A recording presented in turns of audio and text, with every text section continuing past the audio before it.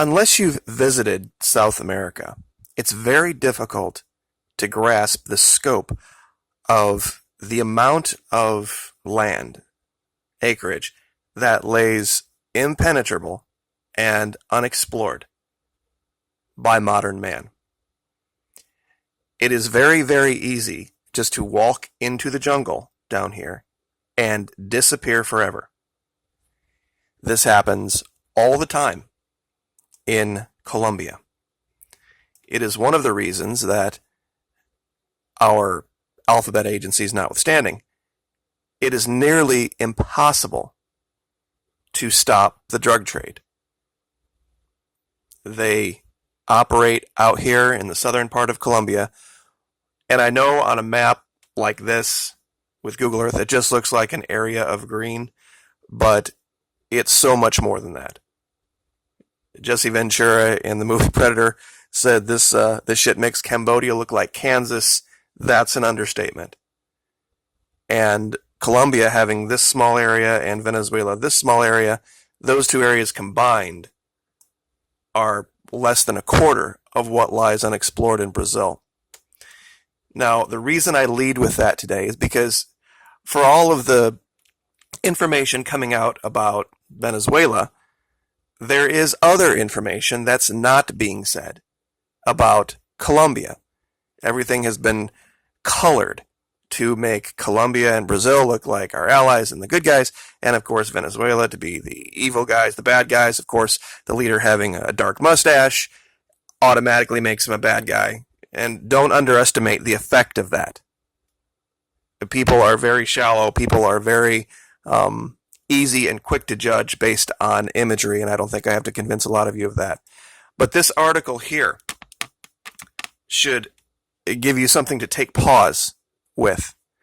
Colombia begins searching for 126,000 missing people with a $15 million deficit, even though they have assigned massive amounts of finances to it. They don't even have the infrastructure set up to begin doing this. The hard part about doing archaeological digs down here is that you're going to find things that are thousands of years old right alongside these shallow graves. It's unfortunate. But this is Colombia, more than 2 years into a quote-unquote peace process. Colombia's transitional justice system is finally set to begin its search for, in this case, 80,000 people who disappeared during the armed conflict, but with a major budget deficiency. The Union in Search of Disappeared Persons will be sending out its first search units to find the remains of some 126,000 people who were forcibly disappeared during the conflict or never returned after being kidnapped. 126,000 people. In this article from infodefensa.com, they talk about how the U.S. is donating material to Panama to shield its border with Colombia. Now, just taking those two articles by themselves, absent of all of the misinformation about Venezuela, who would you think would be the enemy? Who would you think would be the nation in South America that we should be the most concerned about? Right, it would be Colombia. 126,000 in a country that isn't even, I think, a third the size of the United States. Population-wise, it's like a tenth. It's because the criminals are here. And that's very easy to see. The stories coming out of Colombia predate, my youth, which goes back into the 80s. Nobody ever heard of Venezuela or Maracaibo, and I know I keep saying this over and over again. You've never heard of the Maracaibo cartel or Caracas cartel, but there's a reason for that. Because they operate very differently.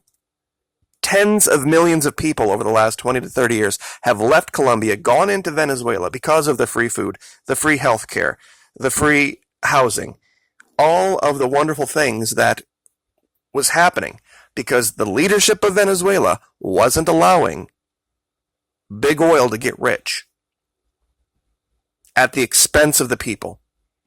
When they had a choice between we can seize this money and make our people's lives better, or we can allow this foreign corporation, ConocoPhillips or Texaco, to get insanely wealthy. When we have that choice, we're going to side with the people. Now, to do that, there's a whole lot of more things that have to happen so that you don't come under the gun of the criminals in D.C. And if there's any fault to be had with Venezuela or its leadership, it's that they didn't do that ahead of time. Before they decided to start going down this road, they probably should have withdrawn everything from D.C.'s banks, from the influence of North America, and that's the best way that I can couch that without trying to broad brush all of the people of our country. Because if most of the people of our country knew what was really going on down here in the 60s and the 70s with Chiquita and United Fruit Company and all of the big corporations that basically decided slavery was still okay as long as it wasn't in the media, I think there would have been a much different outcome down here. This is what gave rise to the FARC, to the ELN, to these quote-unquote terrorist organizations, when they saw their country being pretty much purchased and turned into plantations. Native peoples run off of their lands, places they've lived for thousands of years, slaughtered.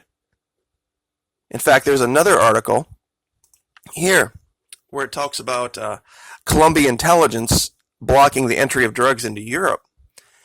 The group they're talking about here is the Clan de Golfo. Well, this is one of those right-wing paramilitaries. People always talk, when I mean people, the media, the mainstream media, talk about the evil, terrible, horrible left-wing paramilitaries that exist in Colombia and Venezuela, but they never talk about the right-wing ones. The Oficina de Envigados, the Clan de Golfo. There's so many more. The AGC, the AUC. And what they've done to destroy their country and this hemisphere in general, all at the behest of, well, our alphabet agencies, to be truthful, because it gives them a sense of control. When you see pictures like this, and everybody loves to demonize Cuba, if you look into the history and you look at with an honest, objective eye, we, as a country, could have handled things differently.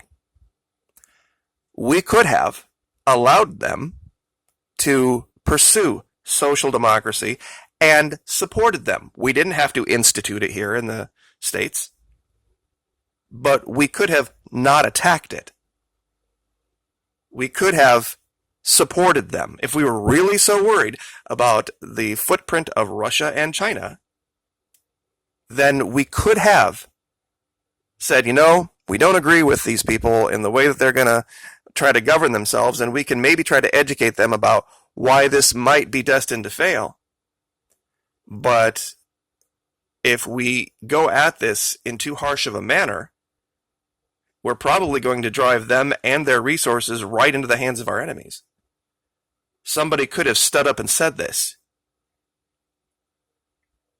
And we could have probably created some kind of a hybrid way for them to govern, where they didn't completely get rid of the ideas of the free market, but they also didn't hand over the wealth of their countries to corporations. There was somewhere in between, and it would have taken thought, and it would have taken effort, and it wouldn't have probably been perfect.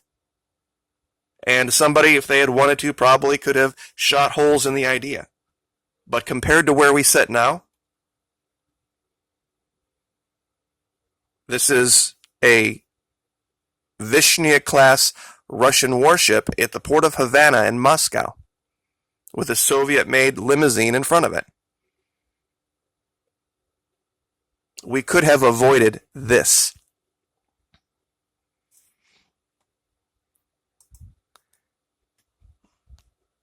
This is a website called Dialogo Americas, and I used to use them a lot, but I have seen in the last year they have pretty much turned into a propaganda wing for this Lima group that is attempting to overthrow Venezuela. It's unfortunate. They used to be a good source of information. They're talking here about Russian-made tanks parade the streets of Caracas to show their repressive power to the people. Which is insane, because didn't our leader want some huge military parade to be going through the streets of D.C.? Would that not have shown our repressive power? It's all about how you use syntax to describe things. And they go through this message to the hemisphere, and corruption and authoritarianism, and humanitarian tragedy. And, that's why I'm not even going to read this, because it's completely one-sided. Why would we have to be donating material to Panama to shield their border with a country that we're just recently granting NATO status to? Why would that be necessary? A country that can't even account for 126,000 of its citizens because of the never-ending paramilitary fighting that goes on. These are the kind of questions you won't see asked, but we should be asking before we rubber stamp any type of an event that might be coming up in Venezuela regardless of whether we agree with their type of government or not, regardless of whether we agree with their elections or not. When we start really talking about military options and all options being on the table for simple political differences, we need to take a breath and take a look at our leadership and remind them that they are servants, public servants, and they should conduct themselves as such. Have a great weekend. Like, share, subscribe.